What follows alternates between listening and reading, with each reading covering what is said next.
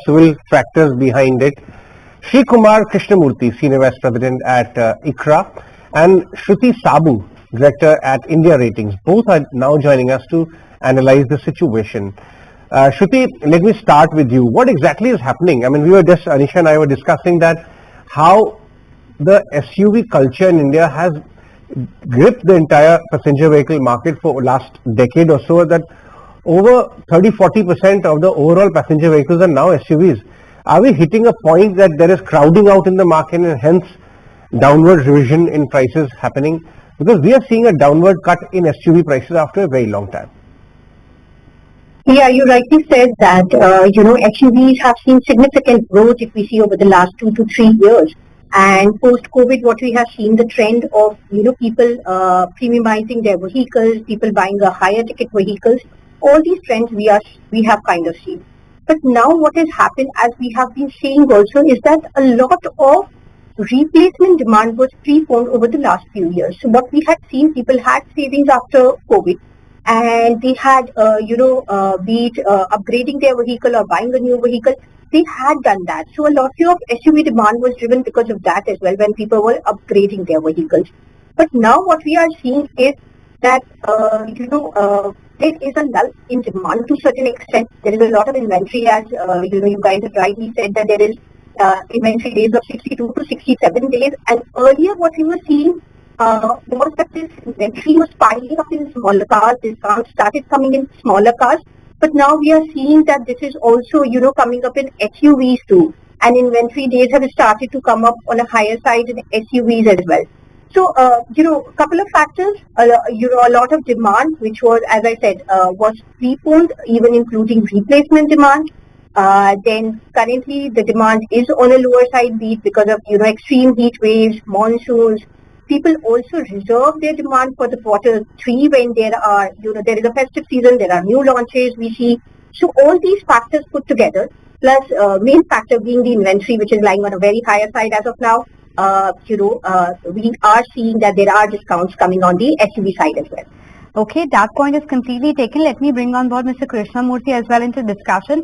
Mr. Krishnamurthy, just 3 months ago, we were all discussing how the waiting periods are high. Things were looking very rosy for the entire auto sector, plus this entire push coming in from the government and the entire, regulatory easing, whether it's hybrid cars or a push towards CNG, etc. All of that augured well for the sector and the demand. What has changed materially in the last 3 months, you believe, that now that, waiting period has now changed to higher inventory in the system? A couple of points, one, we have to acknowledge the fact that, we have been, one of the fastest growing markets within the PV segment, even globally. Post-COVID, certainly all segments, all sectors had a kind of, impact during the COVID period, but the recovery or the bounce back post-COVID was pretty significant in the PV segment in particular, and even compared to the global markets, we were outgrowing. So there is some amount of elevated base that has kind of, kept in. Certainly the factors like, the pent-up demand and the new launches in SUVs, all these kind of had supported the growth in the last couple of years. So we are, one side is that, we are kind of talking from a slightly higher base, and the fascination for the SUVs continue to be there. It's while it's a temporary phase that we are seeing some discounting happening, but over long term, structurally we see that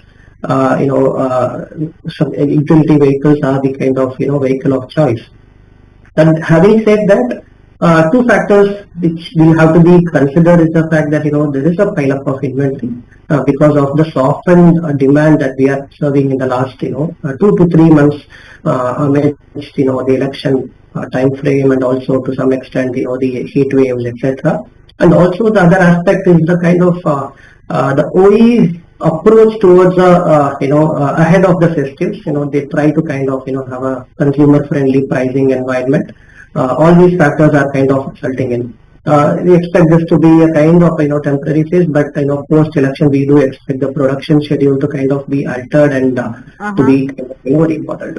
Sure. So Mr. Krishnamurthy, if I had to ask you to put it in either of the buckets, because right now M&M is saying this is just a celebratory offer. This is not really a price cut. Do you agree with that? Is it a price cut, or do you think it's just an offer for that consumer sentiment ahead of the festive season that you're saying? the way one will have to look at is that in the last, till at least last month, the kind of discounts that were observed in the market were in hatchbacks, sedans, and electric vehicles. If this has to kind of extend to SUVs as well, one can't ignore the fact that there is a softness in demand.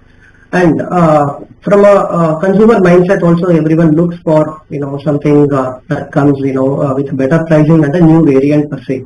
So it's more a marketing strategy, possibly to kind of push volumes just ahead of the season per se.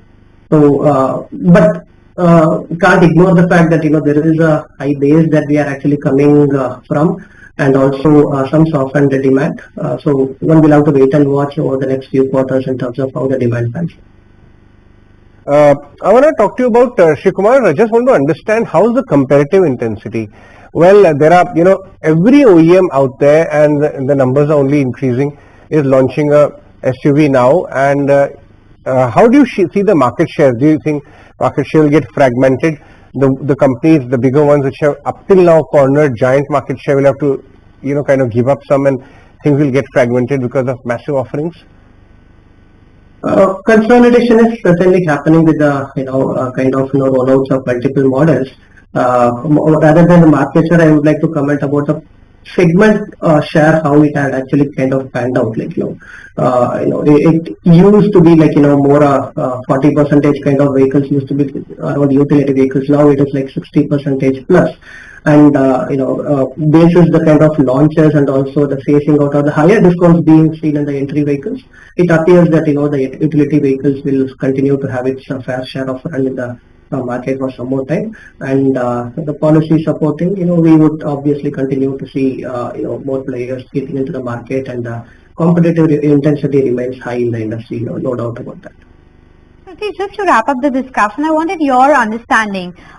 When you say there is a bit of a cut when it comes to, let's say, the demand of SUVs, is this an overall slowdown in demand, or are people just transitioning, let's say, from SUV to sedan back again, or some other types of vehicles? Is it a complete elimination of demand or curtailment of demand, or is it just a shift which is happening? Sorry, if you could just repeat your question, I couldn't hear it. Sure. Shruti, what I'm asking you is there a overall slowdown in demand itself, or this is just a mere shift from SUVs to other segments? See, it's a combination of both. Rather, I would say there is, we are not seeing any shift which is happening from SUV to other segments, because if you will still see, SUVs are growing at a faster pace versus the normal passenger cars.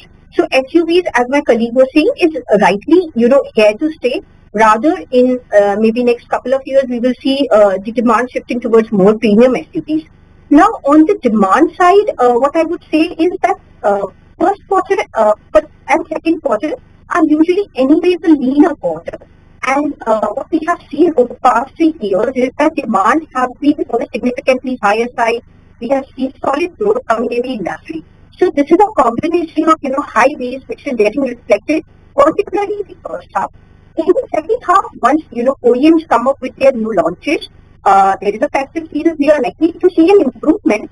But yet, this year, particularly the entire FY25, is likely to see a relatively lower growth versus what we have seen in the past 3 years because of higher base. Okay, Shruti as well as Mr. Krishnamurthy, thanks so much for making time and speaking with us today. Really appreciate your time. Time now to slip into a very short break, but don't go anywhere. When we come back, we discuss the latest acquisition that BLS International has made with their management team.